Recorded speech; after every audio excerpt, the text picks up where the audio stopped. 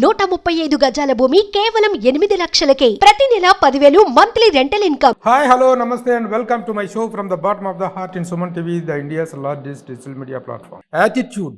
Attitude అనే పదాన్ని negative కాంటెక్స్లో, negative యాంగిల్లో మాత్రమే వాడుతుంటారు తప్ప నిజానికి యాటిట్యూడ్లో positive attitude, entertaining attitude, energetic attitude ఉంటాయి.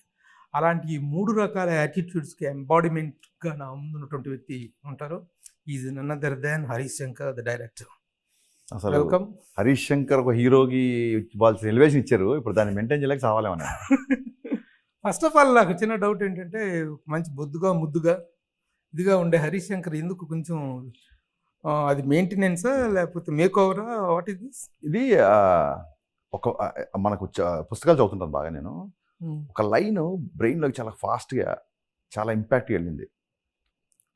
వ్యవసాయానికి వెళ్ళే వాళ్ళు కానీ, వ్యవసాయం చేసే వ్యక్తులు కానీ, లేదా ఒక కన్స్ట్రక్షన్ వర్కర్ చేసేవాళ్ళు కానీ, శారీరక శ్రమ చేసే వ్యక్తికే 2వ పూట తినే హక్కు ఉంది అని రాశాడు ఒక వ్యక్తి. You don't by your second meal, you should earn your meal అని రాశాడు. మనం డబ్బులు ఉన్నాయి కదా చెప్పి తినడం కాదు కదా, you should earn physically, you should earn the second meal. Okay. So అప్పటి నుంచి single meal per day start చేశానండి. ఇంకొక రీజన్ ఏంటంటే, మా ఎయిటింగ్ రూము పైన ఉంటుంది. నా ఆఫీసు గ్రౌండ్ ఫ్లోర్లో ఉంటే ఎయిటింగ్ రూమ్ పెంట్ హౌస్లో ఉంటుంది. చాలా రోజుల నుంచి వర్క్ చేయట్లేదు కదా, అలాగే ఆఫీస్లో కూర్చుంటున్నాం. సడన్గా సినిమా స్టార్ట్ ఎయిటింగ్ పైకి వెళ్ళేసరికి ఒక అది Ustaad teaser first glimpse cut చేసేటప్పుడు 2 ఫ్లోర్లు ఎక్కగానే చిన్న బ్రీతింగ్ వచ్చింది, ఒక చిన్న గస వచ్చింది.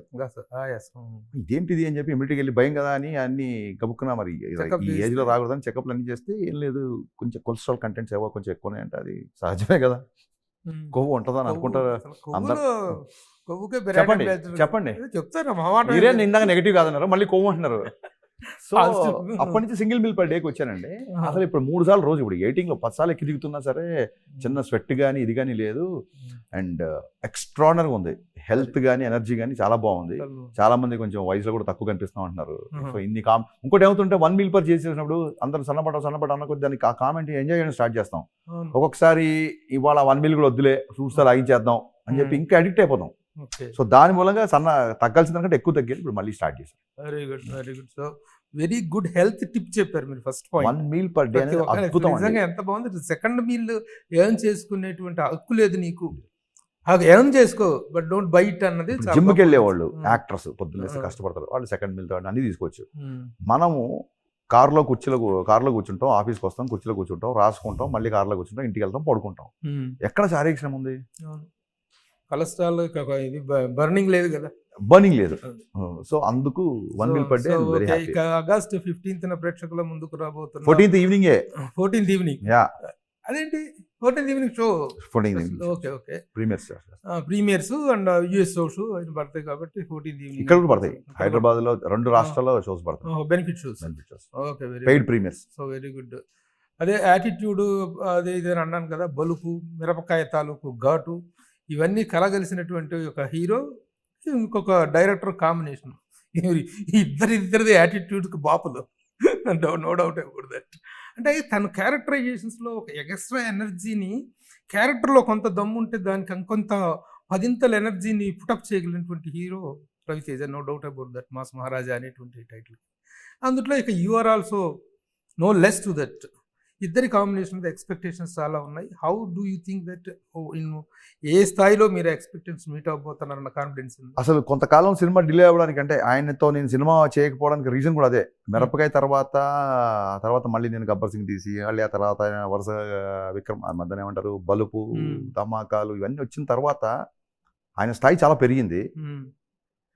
దాన్ని ఇప్పుడు మ్యాచ్ చేయడాన్నప్పుడు దాని తగ్గట్టు కంటెంట్ రావాలి. ఊరికే ఒక ఫెరోషియస్గా ఒక యాక్షన్ సినిమా తీస్తే సరిపోదు. అరే రవితేజ జటకారం వేసేపు హరీష్ శంకర్ అన్నప్పుడు కామెడీ లేదేంటి అని అంటారు. సో ఒక హీరోయిజం ఉంటూ ఒక మంచి ఏమంటారు ఎంటర్టైన్మెంట్ చేసే ఉంటాడు. ఇవన్నీ ఒక పాత్రలో దొరకడం కష్టం. సో అవన్నీ కుదిరాయి కాబట్టి ఈ సినిమా ఇంత ఫాస్ట్గా షూటింగ్ చేయగలిగాం. షూటింగ్ అనేది అసలు కేక్ వాక్లాగా అయిపోయింది. ఎందుకంటే నాకు బాగా నచ్చిన అంశం ఏంటంటే, ఈ సినిమాలో ఒక వ్యక్తికి నిజాయితీని మించిన హీరోయిజం లేదు.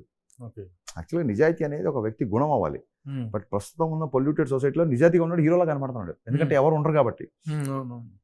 నిజాయితీ హీరోయిజం ఎందుకు అవ్వాలండి అసలు బేసిక్ యాక్చువల్ గా నిజాయితీ ఉంటే సొసైటీలో ప్రతి ఒక్కరు హీరోయే. మ్యాండేటరీ అవ్వాలి. నిజాయితీ అనేది మ్యాండేటరీ. అందరూ నిజాయితీగా ఒకడే ఎగ్జాంపుల్ ఎవడో ఉన్నాడు కాబట్టి హీరోలో కనబడుతున్నాడు మనకి.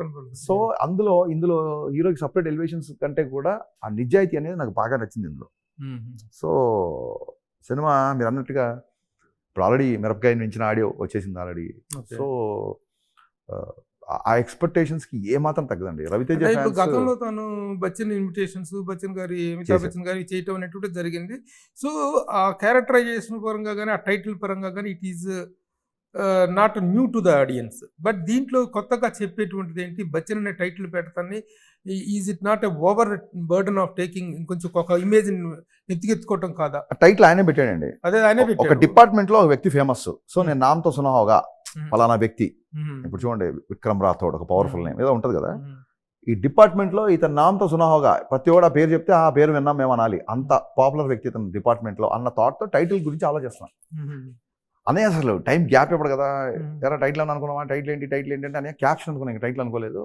You are famous in the department because of your honesty. So ఫలానా వ్యక్తి విజయ్ నామతో సునాహోగా ఇలా వస్తుంది అంటే అప్పుడు ఆయన టక్ మని బచ్చన్, మిస్టర్ బచ్చన్ అన్నాడు. ఇప్పుడు మిస్టర్ బచ్చన్ అనగానే సినిమా బ్యాక్గ్రౌండ్ సినిమా కాదండి. అమితాబ్ బచ్చన్ బచ్చన్ ఇప్పుడు చాలా మంది అమితాబ్ బచ్చన్ ఫ్యాన్ కావటం. బచ్చన్ అనేది ఇంటి పేరండి. హరివంశ్ రాయ్ బచ్చన్, అమితాబ్ బచ్చన్, ఇప్పుడు అజితాబ్ బచ్చన్ అని ఒక అమితాబ్ భట్టాచార్య, ఇట్లా బచ్చన్ చాలా ఇంటి పేరు అది. ఓకే.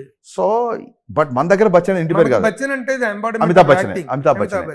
అదేంటి సరే ఎలాగో సినిమాకి ఒక 80s 90s సౌలభ్యం ఒకటి ఉంది చేయాల్సిందని. సో ఈయన టైటిల్ ఏమో విపరీతంగా నచ్చేసింది నాకు.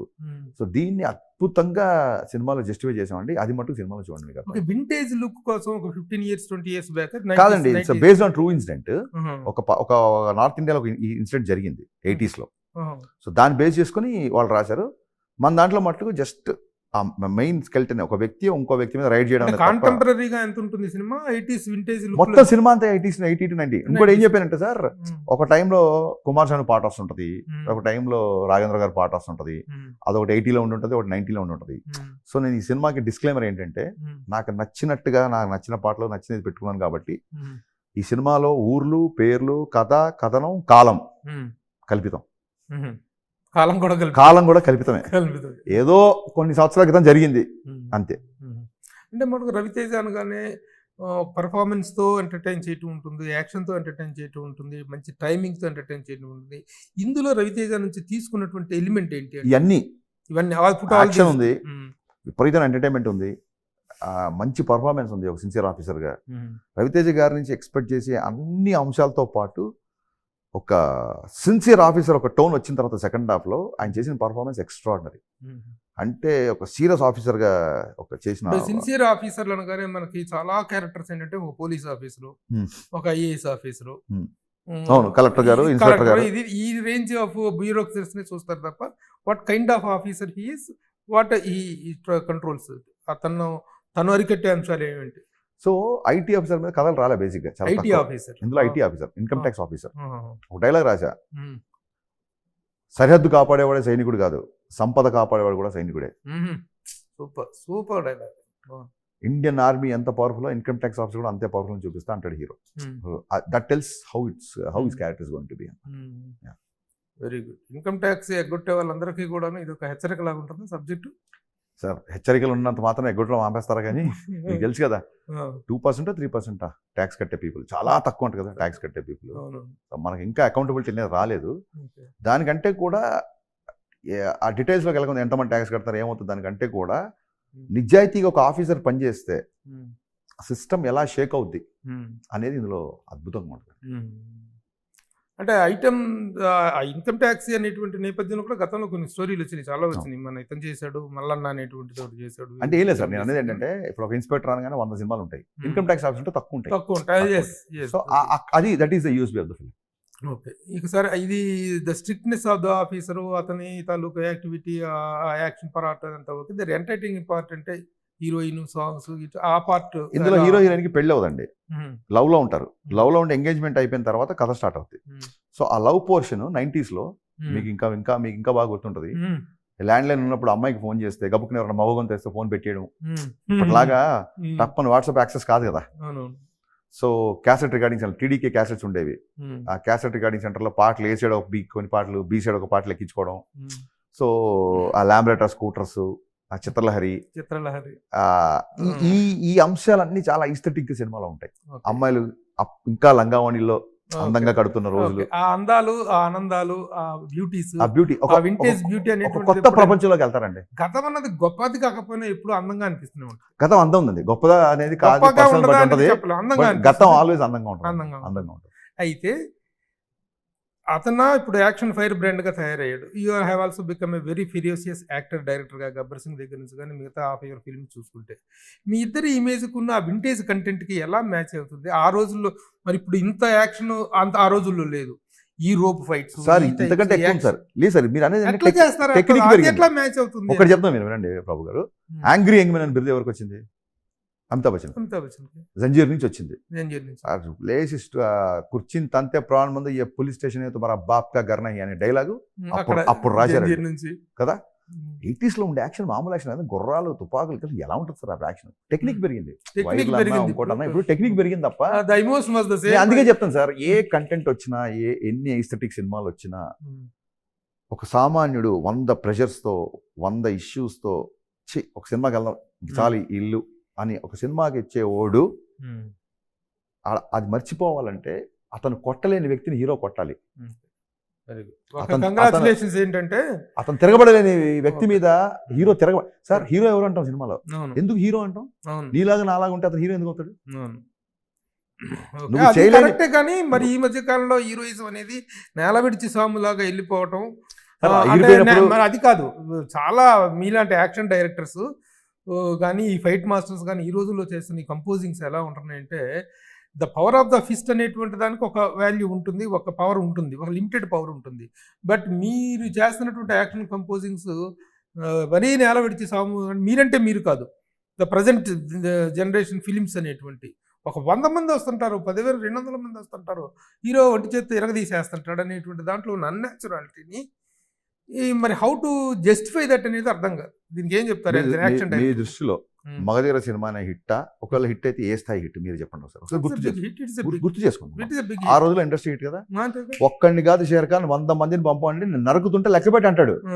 మరి మీరు అనుకున్నట్టు మేము గనక నేల విడిచి సాము చేస్తున్నాం అనుకున్నప్పుడు ఆడియన్స్ ఆ సినిమా ఫ్లాప్ చేయాలి కదా. 100 మందిని నరకడం ఏంటి అని. అది కాదు వినండి, మీకు ఉన్నారు కదా. నేను ఇక్కడ ఈ విషయంలో నేను చిన్న లాజిక్ నేనేం చెప్తానంటే, అక్కడ మగధీర సినిమాలో ఆ షేర్ ఖాన్ అనేటువంటి వాడు అవతల ఉన్నటువంటి క్యారెక్టర్, ఆ క్యారెక్టర్కి ఇచ్చిన బిల్డప్, అప్పటి ఇది 400 సంవత్సరాల నాటి మనుషుల యొక్క దారుఢ్య శక్తి అవన్నీ వేరు.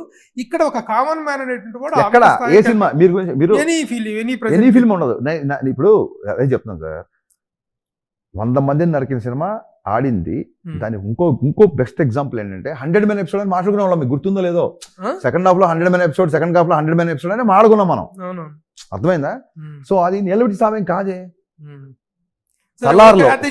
సలార్ ఎంత పెద్ద హిట్. నైజాం అసలు మనం ఎక్కడెక్కడ ఎంత ఆడింది మనకు తెలియదు, పక్కన పెట్టిన లెక్కలు. అన్ని చోట్ల బ్లాక్ బాస్టర్. నైజాంలో అయితే రికార్డ్ అని చెప్పి నాకు మైత్రి వాళ్ళు డిస్ట్రిబ్యూట్ చేశారు కాబట్టి నాకు చెప్పారు. ఓకే, బిగ్గెస్ట్ బ్లాక్ బాస్టర్ ఇక్కడ. క్లైమాక్స్ లో ఎంతమంది నరుకుతుంటాడు?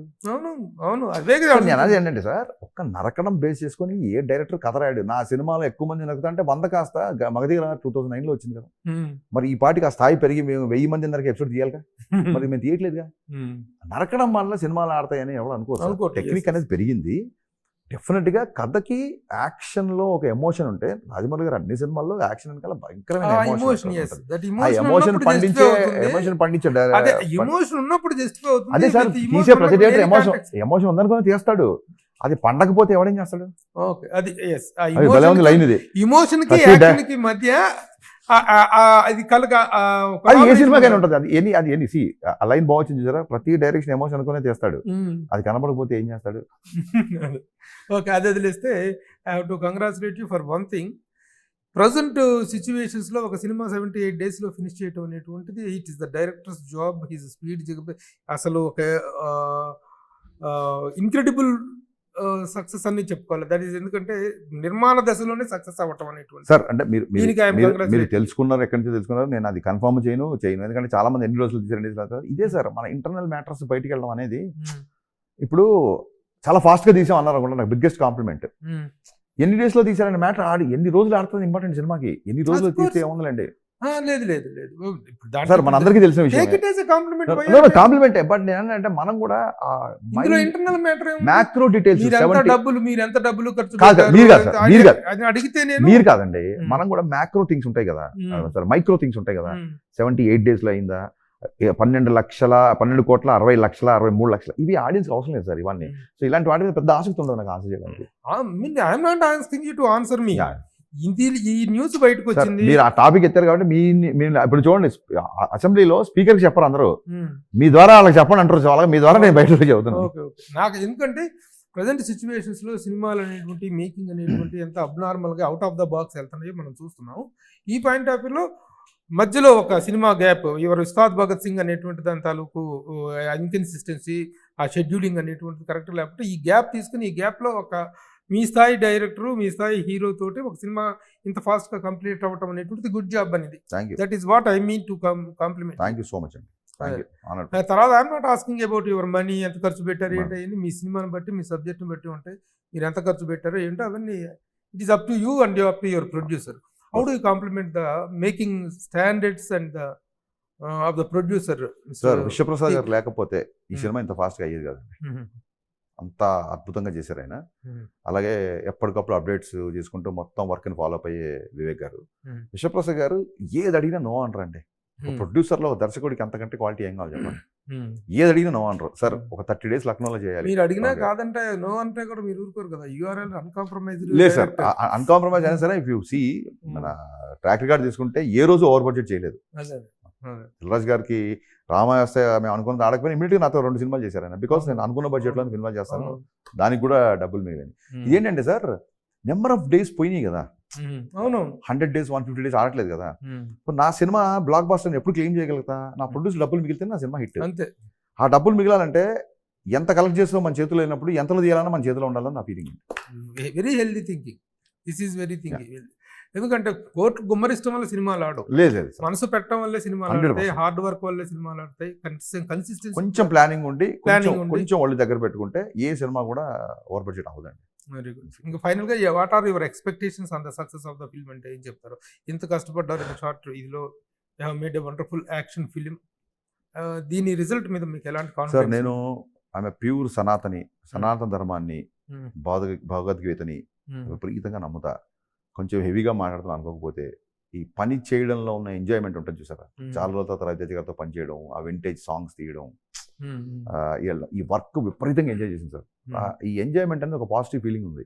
ఏ సినిమా అయితే ఆడుతూ పాడుతూ జరుగుద్దో, హీరోకి డైరెక్టర్కి మధ్య కెమిస్ట్రీ బాగుంటూ జోకులు వేసుకుంటూ నవ్వుతూ సినిమా అయిపోయిందో, ఆ రిజల్ట్ తర్వాత కూడా ప్రొడ్యూసర్తో సహా అందరూ నవ్వుతారండి, హ్యాపీగా ఉంటారు. ఎక్కడైతే నెగటివిటీలు, ఫైట్లు, గొడవలు జరుగుతాయో రిజల్ట్ కూడా అలాగే ఉంటుంది. అవును అవును. సో రిజల్ట్ నేను ఫుల్గా ఎంజాయ్ చేశాం కాబట్టి ఈ సినిమా పట్ల నా ఎక్స్పెక్టేషన్ ఏంటంటే మేము రిజల్ట్ కూడా ఎంజాయ్ చేస్తాం అనుకుంటున్నాం. ఓకే. ఇప్పుడు ఉస్తాద్ భగత్ సింగ్ సినిమాకి డేట్స్ ఇవ్వటం, ఆయన పాలిటిక్స్లో పవన్ కళ్యాణ్ గారు బిజీగా ఉంటుంది, దీని కారణంగా ఏర్పడినటువంటి ఒక వ్యాక్యూమ్లో మీరు ఈ సినిమా తీశారు. వాక్యూమ్ అని కాదు, ఆయన ఖచ్చితంగా ఎలక్షన్ కోడ్ ప్రకారం ఆయన ఇప్పటిదాకా దొరకడం అనేటువంటి తెలిసిపోయింది. పోటీ చేస్తున్నారు కాబట్టి 3 నెలల ముందు ఎలక్షన్ కోడ్ రాగానే ఆయన పబ్లిక్ కాబట్టి ఆయన ప్రచారంకి వెళ్ళాడు, మేము షూటింగ్ వెళ్ళాం. పర్టికులర్ టైం అనేటువంటి ఇప్పుడు ఆయన గెలిచిపోయాడు, మేము రిలీజ్ దగ్గరికి వచ్చామండి. మళ్ళీ ఇప్పుడు ఆయన ఎప్పుడు వస్తే అప్పుడు షూటింగ్. ఎప్పుడు వస్తారు? మొన్ననే కలిశారండి, నవీన్ గారు, రవి గారు, కళ్యాణ్ గారిని కలిశారు. So as soon as possible ఆయన ఈ సినిమాటిక్ రెస్పాన్సిబిలిటీస్ ఫినిష్ చేసుకుందాం అనే మూడ్లో ఉన్నారు. సో ఖచ్చితంగా త్వరలోనే సినిమా స్టార్ట్ అవుతుంది. ఎవరిది? మీద వాళ్ళది ఆ 2 సినిమాలు చాలా తక్కువ డేస్ ఉందండి షూటింగ్. ఆ 2 సినిమాల్లో నెంబర్ ఆఫ్ డేస్ చాలా తక్కువ మిగిలింది. నా సినిమా చాలా ఎక్కువ ఉంది. ఆ 2 ఫినిష్ అయినా ముందు మీకే ఎలా వచ్చినా హ్యాపీ. యాజ్ ఎ ఫ్యాన్ గా మాకు ఉంటుంది, ఏది వచ్చినా పవన్ కళ్యాణ్ గారి సినిమానే. హరిహర వీరమలకి నేను ఉస్తాద్ భగత్ సింగ్ ఇంతవరకు బిగినింగ్ స్టేజ్ లో ఉంది, అది ఒక బిగినింగ్ అయింది, ఒక 10% 30%, ఒక 20% అయింది. 80% No doubt, Ustaad Bhagat Singh character ని మీరు ఒక ఫ్రేమ్ వర్క్ లో చేసి ఉంటారు. తనకున్నటువంటి సినిమా స్టార్ గా, పవర్ స్టార్ గా తనకున్న ఇమేజ్ ఫ్రేమ్స్ లోనే మీరు ఆ సినిమా సబ్జెక్ట్ చేసి ఉంటారు. ఈ రోజున అతని ఇమేజ్ స్టార్ అనేటువంటిది ఒక అబ్నార్మల్ రేంజ్కి వెళ్ళిపోయింది. యాజ్ ఎ పొలిటీషియన్ గా power star not only in the films, in the politics also అనేటువంటి రేంజ్కి వెళ్ళింది. అలాంటప్పుడు మీ సబ్జెక్టు మీద ఆ దాని తాలూకు ఇంపాక్ట్, ఆ ఎన్హాన్స్డ్ ఇమేజ్ మీద మళ్ళీ ఫ్రెష్గా వర్కౌట్ చేయాల్సిన అవసరం ఉంటుందంటారు? అలాగే ఏం ఉండదండి. నేను ఆయన ఎప్పుడూ అంత పవర్ఫుల్ వ్యక్తి అని ఇప్పుడు ఆయన అంటే ఒక పదవి అనే ఒక డిజిగ్నేషన్ పక్కన పెడితే ఆయన ఎప్పుడూ ఇంత పవర్ఫుల్గానే నేను ఊహించుకుంటాను. ఆయన గెలవక ముందే గాజు పగిలే కొద్దీ పదును ఎక్కుద్ది అని డైలాగ్ రాసాం. గెలవక ముందే రాసాం. సో ఆయన నేను చూసే విజన్ ఎప్పుడు అలా ఉంటుంది తప్ప ఎలా ఉండదు. So now is there. గాజు పథకాలకు ముందే పదకెక్కుతున్నట్టుగా ఆ టయానికి గాజు పరిస్థితి చాలా సెన్సిటివ్ గా ఉంది. అదే చెప్పి కదా, అదే గాజు మీరు పగలు కొట్టారు. గాజు పరిస్థితి ఏంటో తెలియదు, హౌ స్ట్రాంగ్ ఇట్ ఈస్ అనేది తెలియదు. అవతల విమర్శలు భయంకరంగా ఉంటున్నాయి. అలాంటి ఒక వ్యక్తిని పట్టుకొని నోటికి వచ్చిన మాటలు మాట్లాడుతున్నటువంటి సందర్భం, చాలా దారుణమైన విమర్శలు, ఎవరికి ఏది లేనటువంటి కాన్ఫిడెన్స్ లేనటువంటి పరిస్థితి. ఆ డైలాగ్ అంత బాగా రాశారు మీరు. It worked out. ఈ రోజున అది వర్కౌట్ అయిన ఇది మీకు ఎలా అనిపిస్తుంది? చాలా హ్యాపీగా ఉందండి. చంద్రబాబు నాయుడు గారు చెప్పారు గాజు పగిలే కొద్దీ పదును ఎక్కుద్ది అని చెప్పి ఆయన చెప్పారు. I felt very happy. Expected అండి. ఇప్పుడు ఆ రోజులో నాకు కొంచెం తిక్కుంది దానికి లెక్కుందని ఎంత ఫేమస్ అయిందో ఇది ఇప్పుడున్న సోషల్ మీడియా దానికి అంతకంటే ఎక్కువ పాపులర్ అయింది. అండ్ ఎలక్షన్స్ ముందు ఆ టీజర్ రావడం ఇంకా హ్యాపీగా ఉంది. అసలు ఆ డైలాగ్ అందులో అప్పుడు పెట్టడానికి లేదండి, ఖచ్చితంగా. అంటే మేము అప్పుడు అనుకున్నప్పుడు ఎలక్షన్స్ బిఫోర్ సినిమా రిలీజ్ అవుద్ది అనుకున్నా ఆ డైలాగ్ రాశా. ఒక వ్యక్తి దాన్ని ఏమంటారు, క్షతగాత్రుడు అయిపోయి ఉన్నాడు దెబ్బలు తీసుకొని. సో ఒక గాజును పగలగొట్టారు మీరు, దాని పదును చూస్తారు అన్న థాట్ నుంచి వచ్చింది dialogue. Very good. It helped a lot.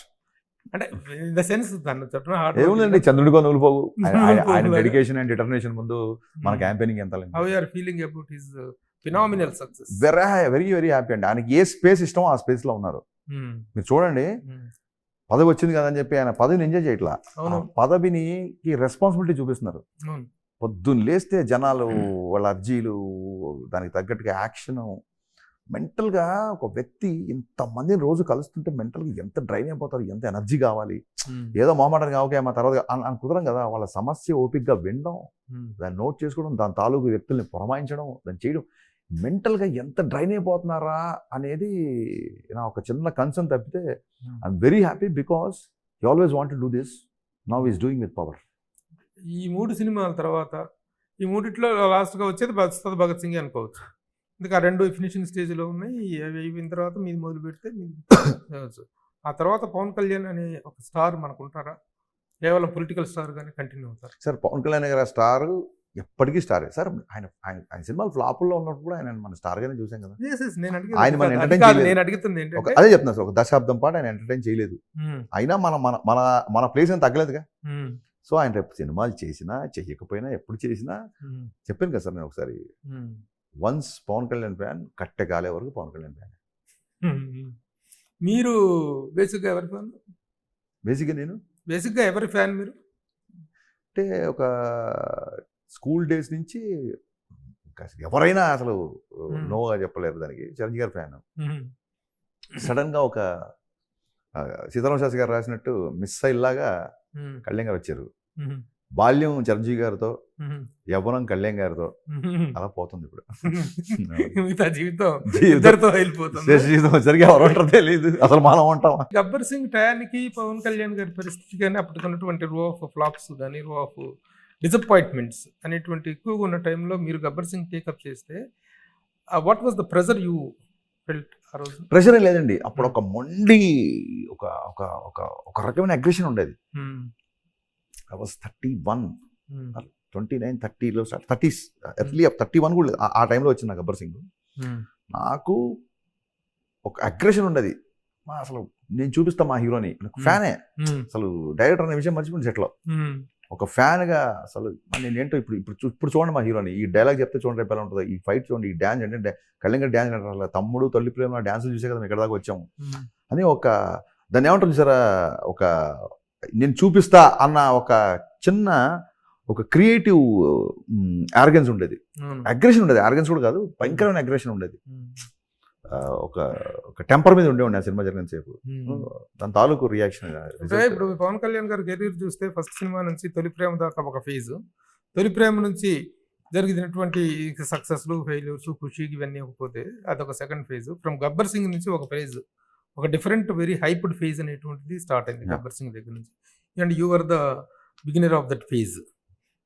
How proud you feel about that? Sir 100% sir. Kalyan garu అనే పుస్తకంలో గబ్బర్ సింగ్కి ఒక అధ్యాయమో ఒక పేజో ఉండడం అనేది అది నా అదృష్టం. I feel very honoured and very blessed and very responsible also. అలాగే ఈ పొలిటికల్ ఎంట్రీలో కూడాను తన యొక్క జర్నీ అనేటువంటిది చాలా అసాధారణంగా వెళ్ళింది. ముఖ్యంగా కూటమి ఏర్పాటు అనేటువంటి దాంట్లో తను తీసుకున్నటువంటి నిర్ణయం కానీ, తను పడిన అవమానాలు, తీసుకున్న అవమానాలు, చేసిన త్యాగాలు, ఈ రోజున ఆంధ్రప్రదేశ్లో ఈ ప్రభుత్వ ఏర్పాటుకి జరిగినటువంటి నాకు ప్రస్థానంలో నాకు సుమన్ టీవీ నుంచి సడన్ గా TV9లోనో ఎన్టీవీలో కొంచెం ఫీలింగ్ వస్తుంది. చిన్న పొలిటికల్ డిబేట్కి వెళ్ళిపోతుంది ఇది. Yes, let it be. 14 Hmm. Mister Bachchan release అవుతుంది ప్రీమియర్స్ తో, 15 గ్రాండ్ రిలీజ్. దాని గురించి అడగండి. పవన్ కళ్యాణ్ గారి గురించి, గబ్బర్ సింగ్ గురించి, ఉస్తాద్ గురించి అంటే మాడతాం కానీ అడిగాం సార్. ఒకటి వినండి మీరు. మళ్ళీ కూటమికి వెళ్ళి వాళ్ళు ఏమన్నారు వీళ్ళు ఏమన్నారు వినండి మాస్టారు మాస్టారు. దీంట్లో ఈ ఇంటర్వ్యూలో 2 పార్ట్లు ఉంటాయి మాస్టారు. ఆ రెండో part First part. Cinema release చేద్దాం. తర్వాత తమన్నా కాదు దొరుకుతుంది. ఇప్పుడు ఏమవుతుందంటే ఇందాక చెప్పాను, పవన్ కళ్యాణ్ గారి ఫ్యాన్స్ అందరూ చూస్తారు కదా అని చెప్పి ఆయనతో ఉన్న సాన్నిహిత్యానికో ఆయనతో చేసిన సినిమాలకో నేను పవన్ కళ్యాణ్ గారి ఫేస్ పెట్టుకొని మిస్టర్ బచ్చన్ ప్రమోషన్ చేయకూడదండి. అది తప్పు. ఎలాగో కళ్యాణ్ ఫ్యాన్స్ కూడా చూస్తారు కదా అని చెప్పి తర్వాత నాకు దాని పాయింట్ ఆఫ్ వ్యూలో full to political sir. Full to political మాట్లాడదాం అంటే సనాతన కుటుంబానికి చెందిన వాడిని, సనాతన ధర్మం పాటించేవాడిని, ప్రస్తుత సామాజిక రాజకీయ పరిణామాల మీద ఫుల్గా ఇంటర్వ్యూ ఇవ్వడానికి నేను రెడీ. నేను ఎప్పుడు కూడా నిర్భయంగా నా ఒపీనియన్స్, నా పొలిటికల్ వ్యూస్ అన్ని చెప్పినండి. కాకపోతే ఒకసారి ఒక అబ్బాయి అన్న మేము మీ సినిమాలు అంటే మాకు చాలా ఇష్టము, కానీ మేము పలానా పార్టీకి ఓటు వేస్తామన్నా, మీ పార్టీ కాదు అది, మీకు ఎందుకన్నా మీ అన్ని పార్టీ వాళ్ళు మీ సినిమాలు చూడాలి కదా అన్నాడు. ఆ పాయింట్ నాకు నచ్చి ఆయన గెలిచినా సరే పెద్దగా ఇంకోళ్ళని అనడం అది ఏమి చేయలేదండి. ఒకటే ఒక ట్వీట్ వేసా, దత్తపుత్రుడు అన్నారు దత్తాత్రేయ పుత్రుడు అయ్యాడు అని ట్వీట్ వేసా. అంతే, ఇంకంతకుమించి ఏం మాట్లాడాలి. ఎందుకంటే ఆయనకి ఇప్పుడు దిగితే ఫుల్గా దిగాలి సార్. నా సినిమా ప్రతి పార్టీ వాళ్ళు చూడాలి. ఒకసారి చెప్పాను, నా సినిమా చూసేవాళ్ళు వైసీపీ వాళ్ళు ఉంటారు, కాంగ్రెస్ వాళ్ళు ఉంటారు, టీడీపీ వాళ్ళు ఉంటారు, బీజేపీ వాళ్ళు ఉంటారు, కమ్యూనిస్ట్ పార్టీకి చెందిన వాళ్ళు ఉంటారు. వాళ్ళకి ఒక ఎంటర్టైన్మెంట్ కావాలి, సినిమా చూడాలి. నేను ఈ పార్టీయే అని చెప్పి ఒక until unless I officially affiliate to something, why should I get in to politics అని strong feel. Very good. Okay, దాన్ని వదిలేసి దుకాణం ఓపెన్ చేసినప్పుడు అందరికీ అమ్మాలండి, వీళ్ళకి అమ్ముతాను వీళ్ళకి అమ్మను అనేది పెట్టుకోకూడదండి. అది కరెక్ట్గా చెప్పాలంటే, నాటుగా చెప్పాలంటే మేము ముఖ్యంగా సినిమా సెంటర్లో దుకాణం ఓపెన్ చేసుకుని కూర్చున్నాం. ఎవరు వచ్చినా బాబు ఇగో టికెట్ సినిమా చూడండి అనాలి తప్ప, అందరికీ టికెట్లు అమ్మాలి తప్ప, ఇతను మన పార్టీ కాదు, ఇతను మన కులం కాదు, ఇతను మన మతం కాదు అనే దానికి ఛాన్స్ లేదు. సరే, ఓకే. పవన్ కళ్యాణ్ గారి మ్యాటర్ సఫిషియెంట్ గానే exclusively Harishankar's journey with Pawan Kalyan గారిని మనం సపరేట్ ఇంటర్వ్యూ చేద్దాం. ఎక్స్క్లూజివ్ గా హరీష్ శంకర్ గురించి అడగాలంటే, Harish Shankar is an actor, is a director, is a writer. ఇప్పుడు ప్రస్తుతం డైరెక్టర్గా ఉన్న ఫోకస్, యాక్టర్గా మంచి నటుడు కూడా ఉన్నాడు కదా, మంచి పర్సనాలిటీ కూడా బాగా స్లిమ్ అప్ చేసేసి యాక్టర్గా వాట్ ఈజ్ హరీష్ శంకర్ అంటే ఏం చెప్తారు? ఉందా అసలు? సినిమా లవర్ అండి, వీటన్నిటిని మించి ఆమె సినిమా లవర్. సో 2-3 చిన్న క్యారెక్టర్లు ఏమైనా 2-3 దర్శక మిత్రులు అడిగారు. డెఫినెట్గా ఏదన్నా బాగా, నేను థియేటర్ చేసి వచ్చినాను కాబట్టి ఖచ్చితంగా ఎప్పుడన్నా ఈ పాత్రకి మనం న్యాయం చేయగలుగుతాం అనిపించినప్పుడు ఖచ్చితంగా చేస్తాం, అసలు డౌట్ లేదు. ఓకే, ఇప్పుడు పోతే ఈ మధ్యకాలంలో మీడియా పరంగా కూడాను హరీష్ శంకర్ చాలా సెన్సేషన్ అవుతున్నారు. మీడియాని ప్రశ్నించే మీడియాని బాగా ప్రశ్నిస్తున్నారు, విమర్శించే మీడియాని బాగా విమర్శిస్తున్నారు, సటైర్లు వేసే మీడియా మీద సటైర్లు వేస్తున్నారు. అంటే ఎలాంటి రిలేషన్స్ అనేటువంటి మీ మధ్య మా మధ్య ఉండాలి అని మీరు అనుకుంటారు? Sir, one of fantastic question sir Prabhu గారు. మొత్తం ఇంటర్వ్యూలో నెంబర్ 1 క్వశ్చన్ అండి. మీరు లేకపోతే మేము లేవు. మళ్ళీ చెప్తున్నాం, ఆన్ రికార్డ్ కెమెరా సెట్ చూస్తే చెప్తున్నా, మీడియా లేకపోతే మేము లేవు. అయితే విమర్శకి, ఎగతాళికి, ఎద్దేవాకి తేడా తెలుసుకోండి అని నేను గుర్తు చేయాల్సి వస్తుంది. అందుకు కూడా నేను చింతిస్తాను. నా సినిమాని, నా కంటెంట్ని, నేను రాసే మాటల్ని, నేను తీసే పాటల్ని, ఏదన్నా సరే మీరు ఎలా కావాలితే ఎలా చీల్చి చెండాడుకోవచ్చు కంటెంట్ పరంగా. వ్యక్తిగత విమర్శలకు వచ్చేసరికి ఎక్కడో అబ్రాడ్లో ఉన్న వాళ్ళందరూ కేవలం వెబ్సైట్ అనే కిటికీ ద్వారానే సినిమాని చూస్తారు. వెబ్సైట్లే వాళ్ళకి సినిమాకి మధ్య మాధ్యమాలు, లేదా యూట్యూబ్లో వచ్చే యూట్యూబ్ ఛానల్స్. ఓకే, నా వైఫ్ రిలేటివ్స్ అవ్వచ్చు, ఇంకోళ్ళు అవ్వచ్చు, ఎన్నోసార్లు బాధపడిన సన్నివేశాలు ఉన్నాయి, ఎన్నోసార్లు బాధపడిన సందర్భాలు ఉన్నాయి. సో హరీష్ శంకర్ ప్రొడ్యూసర్ ఇంట్లో మద్యం తాగుతున్నాడా, అనేది నీ యొక్క వినికిడిని బట్టి, నీకున్న దాన్ని బట్టి, జస్ట్ బికాస్ నీ పేచెక్ రావడం కోసం నన్ను రోడ్డు మీదకి లాగుతా అంటే మట్టుకు ఎట్టి పరిస్థితులు సహించనండి. ఇప్పుడు ప్రభు గారు మీరు నన్ను షాక్ పని చూస్తున్నారు, మీ ముందు నేను బచ్చాగాండి, అక్కడి నుంచి నన్ను చూస్తున్నారు. మీరు ఏ రోజన్నా మిమ్మల్ని నేను గెలడం కానీ మీ గురించి ఒక ట్వీట్ చేయడం కానీ జరిగిందా? ఐడిల్ బెన్ జీవి గారిని తీసుకోండి, ఇంకోళ్ళని తీసుకోండి, ఫర్ మ్యాటర్ ఆఫ్ ఫ్యాక్ట్ ఎంతమంది ఉన్నారు? ఎంటైర్ మీడియాని ఎలా అంటారు? ఎక్కడో 2-3 బ్యాడ్ యాపిల్స్ ఉన్నాయి. ఇంతకు ముందు జాగ్రత్తగా ఈ యాపిల్ మనకు ఎందుకులే యాపిల్ అనుకునేవాడిని. ఇది వచ్చి గిల్లి, ఇది వచ్చి మళ్ళీ నన్ను దాని ఏమంటారు ప్రొవోక్ చేస్తున్నప్పుడు ఫస్ట్ సార్ నేను డైరెక్టర్గా పుట్టాక డైరెక్టర్ అయ్యా. మిమ్మల్ని ఎవరు ప్రొవోక్ చేశారు? అందరూ మీడియానా? మీడియా. ఇంకోటి కూడా మీకు చిన్న క్లారిఫికేషన్ ఇచ్చిన తర్వాత will continue this conversation. Media అనగానే you know me, I am in the industry for the last 35 years. మీరందరూ మీరు ఇండస్ట్రీ అసిస్టెంట్ రావలేదు సార్ మీరు ఉన్నప్పుడు. అదే అప్పటి నుంచి కూడాను. But we never write anything about the personal lifes of any film person. Correct. మేము కానీ మా జనరేషన్ లో ఎవరు కూడాను రాయలేదు. అంటే మెయిన్ మీడియా వేరు, మెయిన్ స్ట్రీమ్ మీడియా సార్. దీని జనరేషన్ తప్పలేదు కాదు కదా. జనరేషన్స్ కంటే కూడా ఈ రోజున ఎమర్జ్ అయినటువంటి సోషల్ మీడియా అనేటువంటిది ఎవరి కంట్రోల్ లేకుండా పోతుంది. సో అన్ని మీడియాలని ఇప్పుడు సినిమా వాళ్ళు ఇలా చేశారు, డ్రగ్స్ లో దొరికారు కానీ సినిమా ఇండస్ట్రీ మొత్తాన్ని ఒక గాట కట్టలు ఆ దొరికిన వాళ్ళ వరకే మనం మాట్లాడుకోగలుగుతాం. అట్లాగే మీడియాలో కూడా కొంతమంది ఇలాంటి రాతలో ఇలాంటి black hole key hole journalism చేస్తున్న వాళ్ళని మీరు క్వశ్చన్ చేయటంలో వాళ్ళని చేయటం. బట్ మెయిన్ స్ట్రీమ్ గాడి మొత్తాన్ని కట్టేసేసి మీడియా అనేటువంటిది ఇలా అనేటువంటి అభిప్రాయాన్ని ఏర్పరచుకోవద్దు అనేటువంటిది మా సార్. ఎక్కడ కూడా మీడియా ఇలా చేస్తుందని కానీ నా నుంచి కానీ మీడియా మీద నేను ఇలా ఉన్నాను కానీ రాదు. నేను ఎవరైతే ఇండివిజువల్స్, నేను ఇంకా ఆ వెబ్సైట్లో కూడా నేను ఏమన్నా ఆ వెబ్సైట్లో ఉన్న సర్టెన్ వ్యక్తులనే. ఇప్పుడు ఒక విలేకరి బయట కూడా మీరు అమ్మాయి పుట్టుమచ్చలు చూసారా అని మాట్లాడినప్పుడు ఆ విలేకరి గురించి నేను మాట్లాడకపోతే నేను తప్పు అవుతాను సార్. ఫస్ట్ ప్రెస్ మీట్లో కూర్చున్న వ్యక్తి నాకేం భయం లేదు. సురేష్ కొండేటిని చాలా స్ట్రాంగ్గా ఖండిస్తాను కూడా. ఆ విషయంలో అసలు భయపడినా. అది ఏదో నేను గర్వంగా చేసిన అతను కూడా ఫీల్ అవ్వట్లా. అదేదో చిన్న fun of the part of. ఒక్కసారి అవ్వచ్చు ఫన్, 2 సార్లు అవ్వచ్చండి. ఇట్ రిపీటెడ్ అండి. కేవలం అమ్మాయి గురించి 2 సార్లు మాట్లాడినవచ్చు. 2018 నేను ఒక ఫిలిం అద్భుతంగా వరదల మీద కేరళలో తీస్తే ఆ సినిమా ట్రైలర్ చూస్తే పిచ్చెక్కిపోయింది నాకు. ఇలా కూడా తీయొచ్చు ఆ సినిమా అని. Tovino Thomas cinema. ఆ టీం అంతా వచ్చారు, హైదరాబాద్కి వచ్చారని తెలిస్తే వాలంటరీగా నేను బన్నీవర్ చెప్పి నేను వస్తాను, వాళ్ళని కలుస్తాను, నాకు ఆ డైరెక్టర్ అంటే చాలా రెస్పెక్ట్, భలే తీసాడు సినిమా అని ఆ ప్రెస్ మీట్కి వెళ్ళి ఆ సినిమా నేను ఎంకరేజ్ చేస్తానండి. నాకు దాంట్లో నేను దాన్ని సమర్పించలేదు, నేను ప్రొడ్యూసర్ కాదు, నాకు ఒక షేర్ లేదు, నాకు ఏమీ లేదు. యాజ్ సినిమా లవర్గా వాళ్ళు వచ్చారని చెప్పగానే వాళ్ళకి అర్థంకి వెళ్ళా. మనం పక్క రాష్ట్ర సినిమాని మన నెత్తి మీద పెట్టుకొని ఈ సినిమా అందరికీ చూడండి అని చెప్పి మాట్లాడుతున్నాను నేను. గౌరవంగా it is great honour to the. తెలుగులో ఎందుకు ఇలా సినిమాలు రావు, మీరేంటి అలా తీస్తారు? అరే మేము తీయలేదు కాబట్టి అలా నెత్తి మీద పెట్టుకుంటున్నాం. నువ్వు వాళ్ళ ముందు మమ్మల్ని ఆహ్వానించొచ్చా? తెలుగు అని అనేచ్చా నువ్వు గబుక్కున? తెలుగు సినిమాని మొత్తం దేశం నెత్తి మీద పెట్టుకుంటుంది వాళ్ళ. కల్కి ఏంటి, రాజమౌళి గారు ఏంటి, సుకుమార్ ఏంటి, సందీప్ వంగ ఏంటి. సందీప్ వంగ అయితే డైరెక్టర్ హిందీలో వెళ్ళి కొట్టాడు హిందీ సినిమాలో. నువ్వు అనొచ్చా తెలుగు డైరెక్టర్ల గురించి అలా మాట్లాడొచ్చా? ఊరికి అమ్మాయిల గురించి మాట్లాడిన తప్పని కాదండి.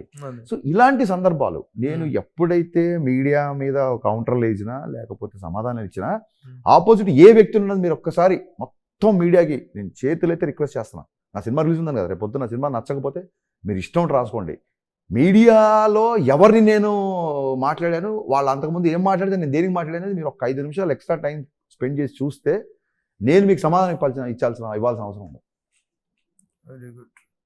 Your honesty is of course always honored and it is welcomed. Thank you. No doubt. ఎందుకంటే your honesty and your outspoken అది కూడా అర్థం చేసుకోలేకపోతే నచ్చకపోతే అది వాళ్ళ లోపం అని అనుకోవాలి తప్ప వీళ్ళ మొదటి నుంచి కూడా the way I'm observing you అంటే ఒక బిరపకాయ లాంటి సినిమాకి ముందు ఒక షాక్ అనేటువంటి డిసప్పాయింట్మెంట్ ఉన్న తర్వాత కూడాను మిమ్మల్ని మీరు కూడా తీసుకొని ఒక కమర్షియల్ డైరెక్టర్గా ఈ స్థాయికి రావటం వెనక విపరీతమైనటువంటి ఎక్సర్సైజ్, మైండ్ ఎక్సర్సైజ్ ఉండాలి. The way you have built up your self. అందుకని అది ఫెయిల్యూర్స్ నుంచి వచ్చిన వాళ్ళు కూడా చాలా పెద్ద సక్సెస్ఫుల్ డైరెక్టర్లు అవుతారంటానికి మీలాంటి వాళ్ళు కొంతమంది ఆ రోజుల్లో కె రాఘవేంద్రరావు గారు, ఈవి సత్యనారాయణ గారు, మీరు ఆల్ ద ఎగ్జాంపుల్. నా ఇద్దరి ఫేవరెట్ డైరెక్టర్లతో నన్ను పోల్చినందుకు మీకు స్పెషల్ ధన్యవాదాలు. నిజంగా కూడా కదా, ఫెయిల్యూర్స్తో దే స్టార్టెడ్ కదా. అదే సరే, anyhow let us be friendly with the media. మా మీడియాలో కూడాను నేను అదే చెప్తాను, నాకు నేను- బాధ వేస్తుంటది ఒక్కోసారి. ఎందుకంటే నేను యాజ్ ఒక సీనియర్ జర్నలిస్ట్గా సినిమా ఇండస్ట్రీలో పర్సనల్ లైఫ్స్లోకి వెళ్ళకూడదు అనేటువంటిది my best first principle. No. Harishankar cinema జరదబేడ అతనైతే విమర్శించు, కన్స్ట్రక్టివ్ విమర్శ, సార్ నేను మొన్న చెప్పాను, కన్స్ట్రక్టివ్ గా చేయాలి. క్లియర్ గా చెప్పాను సార్, సినిమా ఇండస్ట్రీ అంటే సినీ నిర్మాతలు, సినీ దర్శకులు, సినీ జర్నలిస్టులు కూడా Yes, yes, we are all the part of మనందరం the ఇండస్ట్రీ అండి, industry, మనం yes. ఒకటి. Yes. బయట మీరు వాళ్ళు గమనించారో మాట్లాడితే లేదో, support చేయాలి.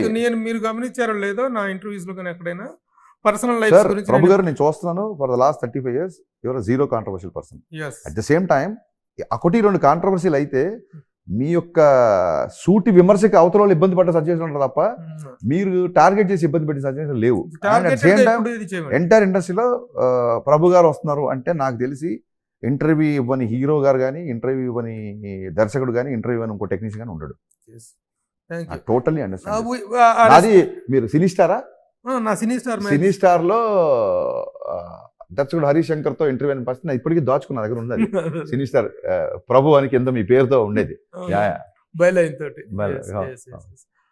అవి నాకు కూడా ఏంటంటే ఒక సీనియర్ జర్నలిస్ట్ గా ఇండస్ట్రీకి కానీ మీడియాకి కానీ మధ్య ఏదైనా ఒక రిఫ్ట్ లాంటిది ఏదైనా ఏర్పడితే దాన్ని పాసిఫై చేసేసుకొని మిగతా ఫీల్డ్స్ లో ఎక్కడా లేనటువంటి ఒక పాజిటివ్ గోయింగ్ అనేటువంటిది మన దగ్గర ఉందండి. అదిని మనందరం కాపాడుకోవాల్సిన బాధ్యత మనందరం. 100% సార్. సో ఒక we will go in a very good. Thank you sir, thank you so much. ఇంకోసారి ఒకవేళ నిజంగా ఏమైనా మీరు అంత రెస్పాన్సిబిలిటీగా మాడుతున్నారు కాబట్టి చెప్తున్నారు కదా, మీరు ఎప్పటి నుంచి ఎలా మాడుతున్నారు, ఒకవేళ ఏదైనా ఇష్యూ ఉన్నా ఖచ్చితంగా మీ దృష్టికి తీసుకొస్తాయి సార్. ప్లీజ్ ఖచ్చితంగా వి విల్ టాక్ టుగెదర్. ఏమైనా ఉంటే కూడా మనం మా మిత్రులందరితోటి we will sir go with చెప్తాం the కదా సార్, మీరు positive లేదు way. మేము లేవని చెప్తాం కదా సార్. Yes. ఒకవేళ నాకు అహంభావం ఉన్నా, ఈగో ఉన్నా, ఇంకోటి ఉన్నా, నేను ఎందుకు ఈ స్టేట్మెంట్ ఇవ్వాల్సిన అవసరం ఏముంది? లేదు కదా. లేదు కదా. Thank you. Thank you sir, నమస్తే. Thank you sir, thank you Prabhuji, thank you so much. Suman టీవీలో మీ పర్సనల్ అండ్ బిజినెస్ ప్రమోషన్స్ కోసం కింది నెంబర్కి కాంటాక్ట్ చేయండి.